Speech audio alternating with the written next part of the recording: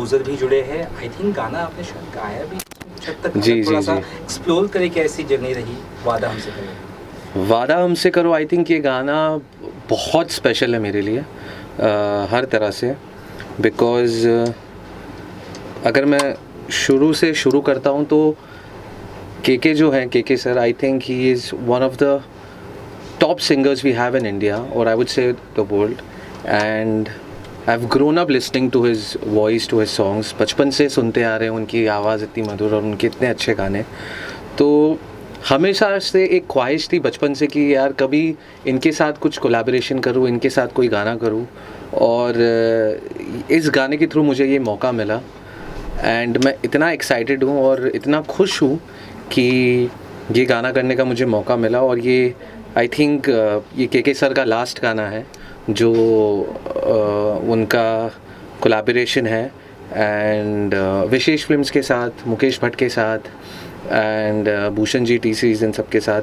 Because अगर आप देखेंगे तो विशेष फिल्म्स एंड केके, इनका कोलैबोरेशन और इनका एसोसिएशन बहुत बहुत पुराना है, बहुत सालों से है। I think they have given us amazing albums and amazing songs in this years.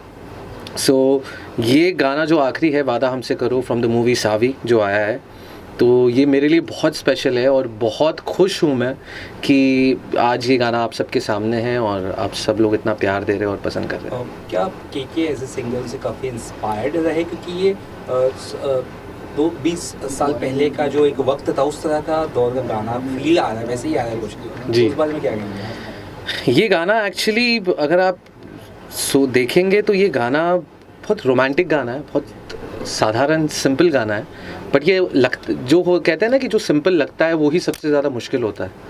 But मैंने हमेशा से यही कोशिश की है कि मैं जो अपने गाने गाऊं या जो अपने गाने बनाऊं वो लोगों तक पहुँचे, वो लोगों के दिलों तक पहुँचे। ये मेरा सबसे इम्पॉर्टेंट एस्पेक्ट रहा है म्यूज़िक में, कि कितने व्यूज़ हो रहे हैं, क्या चल रहे, क्या सब कर रहे हैं, ये सब चीज़ों में मैंने कभी इतना ध्यान नहीं दिया, ना मैं कभी देता हूँ। मुझे बस एक ऑनेस्ट गाना बनाना है और बस वही कोशिश की है कि ये गाना उस हिसाब से बनाया। एंड आई रिमेंबर जब ये धुन मैंने बनाई थी, ये धुन मैंने आई थिंक आज से 2018 या 2019 में ये कंपोज़ किया था मैंने गाना, और ये गाने के शब्द कुछ और थे।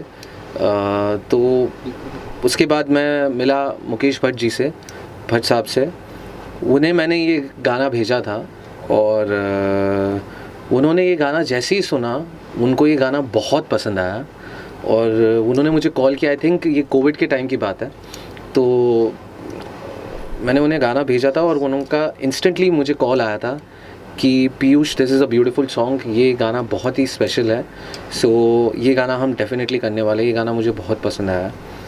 सो देन उसके बाद हम लोग मिले और मिलने के बाद हम लोगों ने जैसे ही हम लोग बैठे थे, हम लोग डिसाइड कर रहे थे कि किसे हमें गवाना चाहिए। तो सबसे पहले हम दोनों के जहन में ये आया कि I think it's a KK song, क्योंकि केके की जो आवाज़ है और जो उनका स्टाइल ऑफ म्यूज़िक है, तो वो बहुत कहते हैं ना कि उसको और ग्रैंडियर में अगर लेके जा सकते हैं तो वो एक ही आवाज़ है, सो वो केके सर थे। सो देन वो आए and then that's how the song became. उन्हें गाना भेजा था और उनको ये गाना बहुत पसंद आया था, तो वी डिसाइडेड कि हम लोग ये गाना डब करते हैं। एंड जैसे ही वो स्टूडियो में आए और जो I think the kind of energy he has, I think he is an amazing artist, but more than that he is an amazing human being, I would से। बहुत ही अच्छे इंसान है और हम लोगों ने इतनी मस्ती की during the recording, during the making of वादा हमसे करो, इतना मज़ा आया हम लोगों ने, मतलब कहते हैं ऐसे लगा ही नहीं कि हम लोग कुछ रिकॉर्ड कर रहे हैं। और ये मेरा पहला गाना था जो मैं केके सर के साथ रिकॉर्ड कर रहा था और मुकेश भट्ट जी के लिए मैं ये गाना कर रहा था, भूषण जी एंड एवरीवन। सो ये गाना मेरे लिए बहुत ही स्पेशल रहा था एंड हम लोगों ने इतनी मस्ती की है, मतलब like during the making of the song, and we were just enjoying the process because he was so much in love with the melody and he was like कि यार आजकल ऐसे गाने मतलब आते नहीं हैं और तुमने मुझे याद किया ये इस गाने के लिए, तो मैं I am more than excited and I am more than happy. And even during the making of the song वो मुझे कितने सारे अपने स्ट्रगल्स, अपने किस्से बता रहे थे पुराने टाइम में कि how he started. He was a radio jockey पहले, वो दिल्ली से थे, फिर उसके बाद उन्होंने कैसे अपनी जर्नी शुरू की, एड्स और जिंगल्स में गाने लग गए, and then so that was so inspiring for me as an artist, and I was so much into him that इतना उनसे सीखने मिला कि मतलब वो मुझे बता रहे थे कि यार मैं कहीं आ नहीं जाता हूँ, नहीं रहता हूँ, मैं थोड़ा एकदम, because he was very shy kind of person, he was a very family oriented person, so he was always in his zone. But ये गाना उनको इतना पसंद आया और हम लोगों ने इतना मज़ा किया during the recording. And also जब ये गाने का जो ड्राफ्ट था वो मैंने गाया हुआ था, and I had told him कि इसमें एक आलाप है, लाइक हो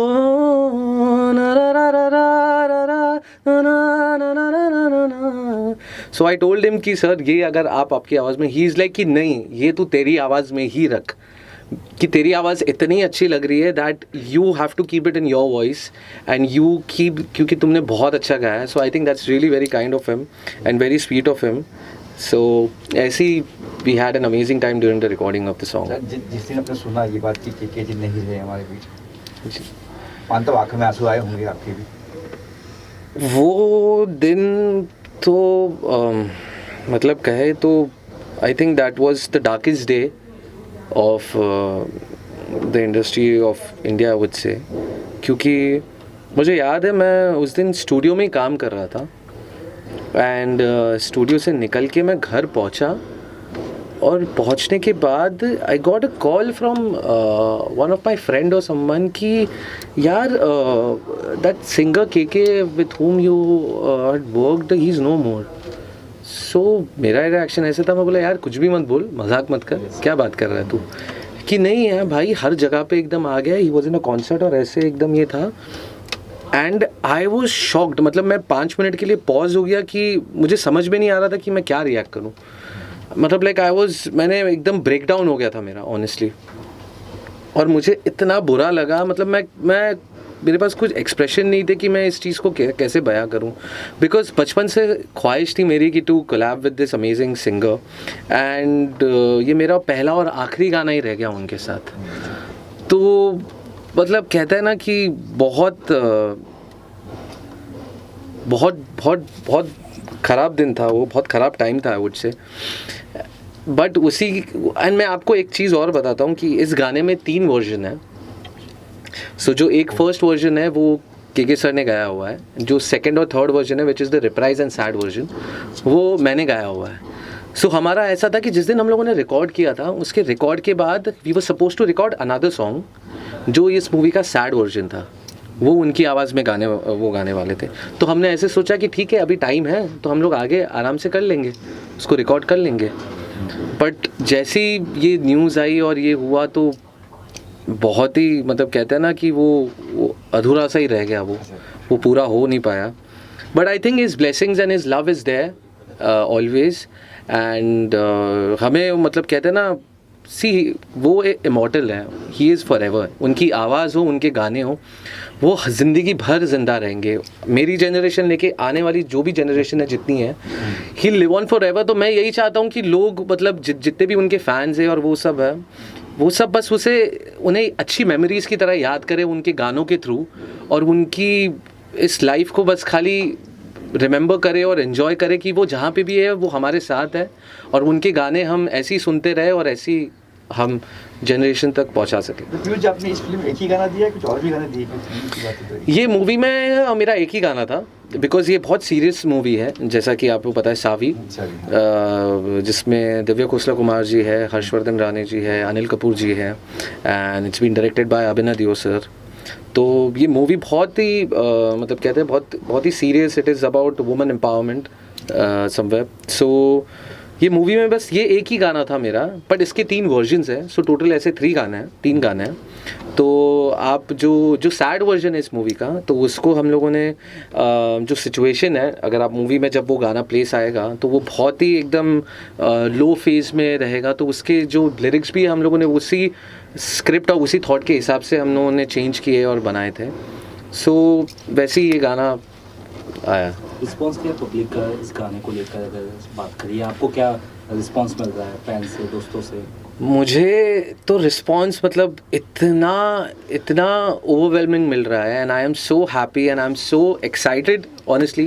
ये गाना जिस दिन ये मूवी रिलीज़ इसका ट्रेलर आया था and we got to know about it, so I was so much excited to it. And जिस हिसाब का रिस्पॉन्स ऑडियंस दे रही है, इतना प्यार दे रहे हैं, के फैंस हो जितने सारे हो, everyone is loving the song. It's trending. आज आई थिंक 3 दिन हुए हैं and it has cross more than 5.5 or 6 million on YouTube, and it is trending on 18 or 17 from the last 3 days. और अगर आप स्पॉटिफाई और यहाँ पे भी देखो तो हर जगह पे उसकी स्ट्रीमिंग्स एकदम बढ़ी रही है, और लोग बहुत प्यार दे रहे हैं. बहुत बहुत अच्छा लग रहा है. जितना ब्यूटीफुल है उतना विजुअली भी बहुत कैप्टिवेटिंग है, तो वो कितना आपको अच्छा लगा, क्योंकि आपके गाने को इतना बढ़िया तरह से पिक्चराइज किया गया है, वो भी आपको एक अच्छी फीलिंग देता होगा. एब्सोल्युटली. इसी गाने में सबसे ज़्यादा इम्पोर्टेंट ये होता है कि गाने को एक करेक्ट वो फिल्मिंग मिले.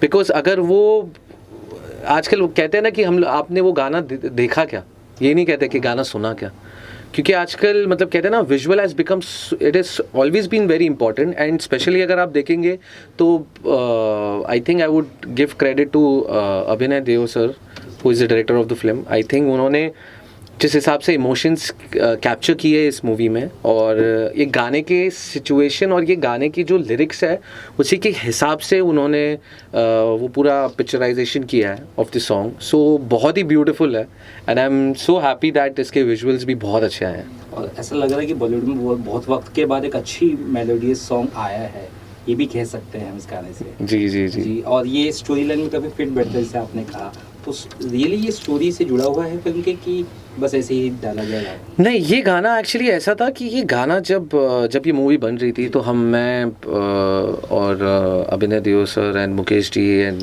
Everyone, the whole team, so we were sitting, we sat on the song and everything. So इस गाने में अब हमारा ऐसा था कि हम डेफिनेटली चेंज करेंगे अगर कोई लिरिक्स कुछ ये लगता है, लेकिन वो पॉसिबल था नहीं क्योंकि के सर रहे नहीं, तो उनकी आवाज़ और वो तो मतलब कहते हैं वो हमें चेंज नहीं करना था ना, ऑब्वियसली ना उससे हमें कुछ भी कुछ डिफरेंट करना था.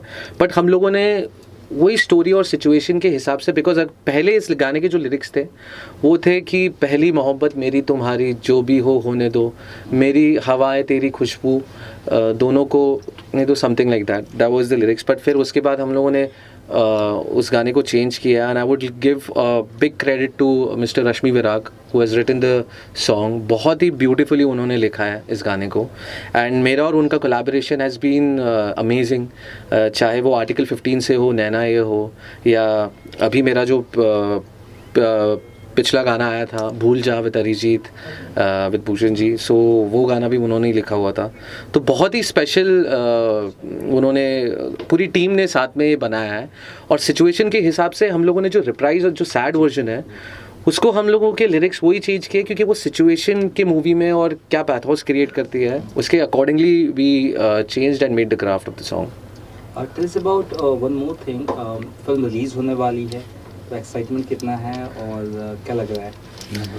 आई थिंक सी नर्वसनेस तो डेफिनेटली रहती है, बट आप सब लोगों का प्यार है, and I think the audience is giving a lot of love. And बहुत टाइम बाद मतलब कहते हैं ना कि एक वुमेन एम्पावरमेंट के ऊपर जिस हिसाब से जो मूवी आ रही है, एंड जो सावी जो मूवी 31 मई को रिलीज़ हो रही है, सो काफ़ी एक्साइटेड भी हूँ, नर्वस भी हूँ कि लोग बस बहुत सारा प्यार दे जैसे वो हमेशा देते हैं, एंड थिएटर में जाइए एंड मूवी देखिए, एंड आई एम श्योर आप सब लोगों को ये मूवी डेफिनेटली पसंद आएगी. I think it's one of the best work of Divya Khosla Kumar ji. I think she has done an amazing job, and even Harshvardhan and Anil Kapoor ji is a legend I would say. So ये movie I think would be a masterpiece and a memory and a movie to remember for everyone. इसके अलावा कुछ और project आपके?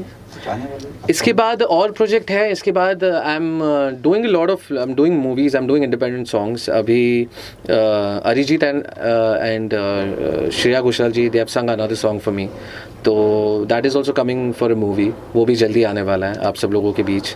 फिर उसी के बाद मैं अभी एक और, आई थिंक मैं आज पहले अभी अनाउंस कर रहा हूँ, मैं राहत फ़तेह अली खान साहब के साथ एक गाना कर रहा हूँ, तो उनके साथ में भी एक कोलैबोरेशन है, वो आ रही है.